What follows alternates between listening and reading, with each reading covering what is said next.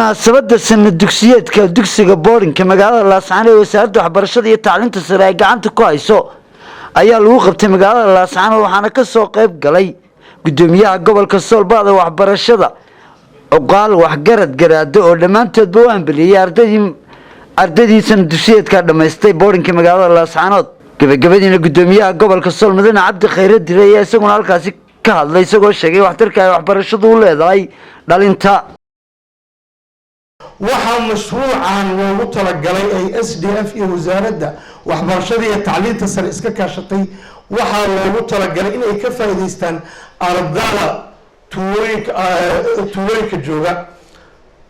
sida tuulooyinka fofog aan secondary-ga lahayn ayaa loogu talagalay inay mashruucan ka faa'iideystaan haddana dabcan ardayda dhigata waxay u badan yihiin arday ka timid tuulooyinka Goodaale Carooley Tukarad Tuula Saakaal ilaa kuwa hawdka dhammaan ay u badan yihiin dabcan kuwii degmada Laascaanoodna way ku jiraan oo way la dhigtaan laakiin horiga inta badan hadda waxa aan guryaha la kireey dejinay waa dadkii tuulooyinka laga keenay oo aan ugu talagalnay in halka ka faa'iideystaan waxa loo diyaariyay sariirihii iyo qalabkoodii horiga loogu talagalay oo dhameystiran iskuulka sare ee boardingka Laascaanood horiga Laascaanood oo loo xidhayo iskuulkoodii una gudbaya sanad dugsiyeedka cusub ee soo socda ee la furi doono bisha 15 haddii rabiidmo waxaan u rajaynayaa inay ku yimaadaan guul marka koowaad aan u hambaliyeeyo Laascaanood secondary boarding school oo runtii muddo dooran waxaan xaadirayay xaflado iskuullo iyo magaranaysa jaamacado runtiina dad da'diina ah oo maanta sidaad u fadhidaan u fadhiya iyo xaflad ka akhlaaq iyo ixtiraam iyo protocol wanaagsan aan runtii xaadiray dhinaweyti garan maayo SDF qaybtan ay bilowday waxa weeye ummaddu wixii wax u qabtana way ogaataa waxa ka maqanna way ogaataa hay'adaas cusbitaalka dhismay ka wadaa ardadana waxaan leeyahay waar ku noqda boarding lacag baa idinku baxda waa inaad tusaale noqotaan ardayda magaalada kale kuwa ugu dhaqanka fiican ee ugu diinta fiican wayna noqotaan waxaan leeyahay hadda wanaag doonaysa ardadaan leeyahay iyo horumar adduunyada waxbaro haddii aad aakhira doonaysana waxbaro haddaad labadaba doonaysana waxbaro aad iyo aad maanta waxaan ugu faraxsannahay Laascaanood boarding secondary school xafladeedii koowaad in la qabto marka horta waxaad ogaataan ardayga boardingka ahi inuu ka aqoon fiican yahay ardayga dhayga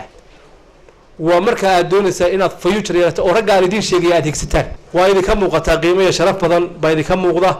dadaal badanna waa la idiin gelaya gashay xafladan qiimaha leh ee fadhido 19 arday ee dhigta boardingka degmada Laascaanood ee lagu maalgeliyay mashruuca SDF-ka ay maamusho wasaaradda waxbarashada iyo tacliinta sare ee dalku waxay dhiirigelin u tahay xafladan iyada ahi dhalinyarada maanta gelaysa galaasyadii sare ee ka gudubtay galaasyadii hoose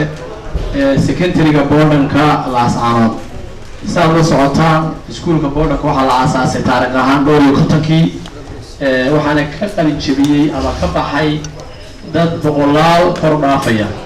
dadkaasoo ah dadka maanta bulshada gobolkan iyo guud ahaan dalka ugu sumcadda roon waxaad halkaa ka garan kartaan